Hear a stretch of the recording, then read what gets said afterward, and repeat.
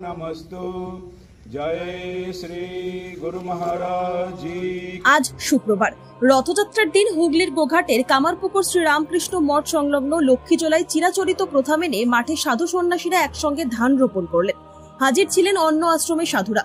কামারপুকুর মঠ ও মিশনের অধ্যক্ষ স্বামী বলেন, শ্রী রামকৃষ্ণের বাবা ক্ষুদিরাম চট্টোপাধ্যায় যখন তার দেশের বাড়ি ছেড়ে কামারপুকুরে আসেন, তখন বন্ধু স্থানীয় শুক্লান গোস্বামী লক্ষ্মীজোলাই প্রায় 2 বিঘে জমি তাকে দান করেছিলেন।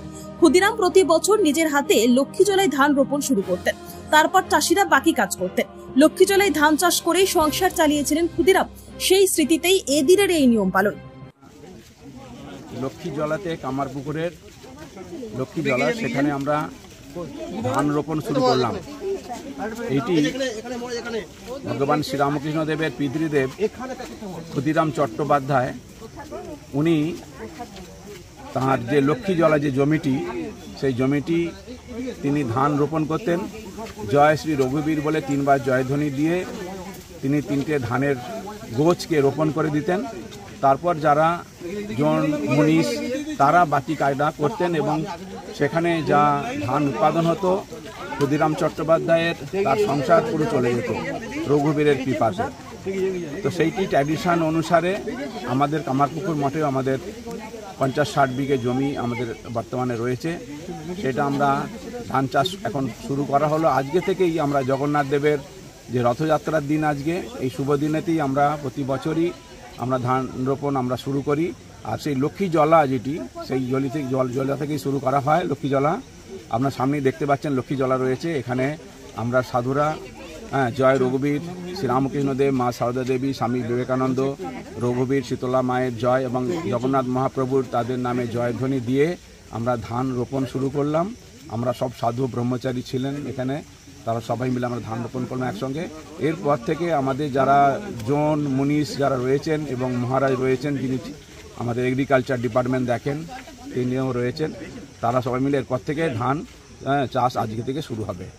এইটাই আজকে হলো। আর এই ধান চাষ যে আমরা করছি, এই ধান চাষ আমাদের এছাড়া আমাদের কৃষি মেলা আমরা আগে করতাম, এখন আমাদের করোনার পর থেকে বন্ধ হয়ে গেছে। কিন্তু আমাদের ভারতবর্ষ কৃষি প্রধান দেশ, এই ধান লাগানো বা যে কোনো চাষ, এরপর ধানের পর আমাদের আলু হয় বা অন্যান্য চাষ আমরা করে থাকি। এইটাই একটা মানুষের কাছে যে এই ধান রোপণ একটা কত বড় জিনিস, মা লক্ষ্মী আমাদের ভারতবর্ষের, সেইটা মানুষ দেখুক আমরা চাষ করছি।